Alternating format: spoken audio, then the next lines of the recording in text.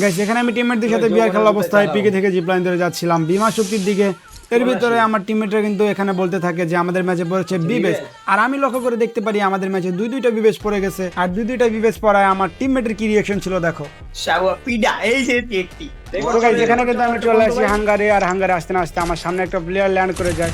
So ওই প্লেয়ারটিকে কিন্তু আমি এখানে ডাউন করে দিই, ডাউন করে চলে যাই সামনের দিকে। আরে ভাই আমার সামনে কিন্তু একটা প্লেয়ার, এটা মারান না, এটা আমি মারবো। আরে ওয়ান ট্যাপ দিয়ে দিছি ভাই।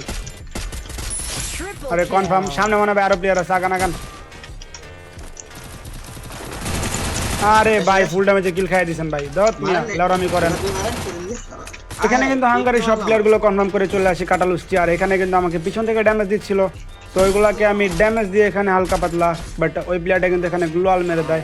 তারপর কিন্তু যেখানে প্লেয়ার আমার সামনে ছিল, প্লেয়ারটাকে কিন্তু আমি ওয়ান টেপ দিয়ে ডাউন করে দিই। আর এখানে আমি সামনের দিকে যাচ্ছিলাম, আর এর মধ্যে দেখতে পারি আমার সামনে কিন্তু আরেকটা প্লেয়ার।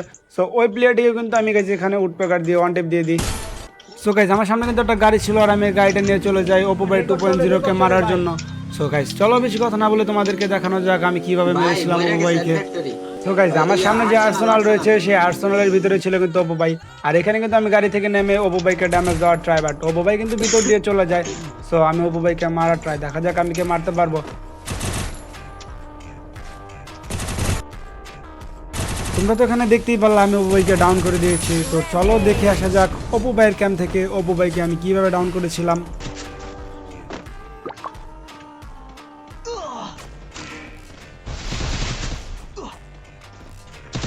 আরে যা আরে বেরটা হইলো না, বের হইলে কাজটা হয়ে যায়।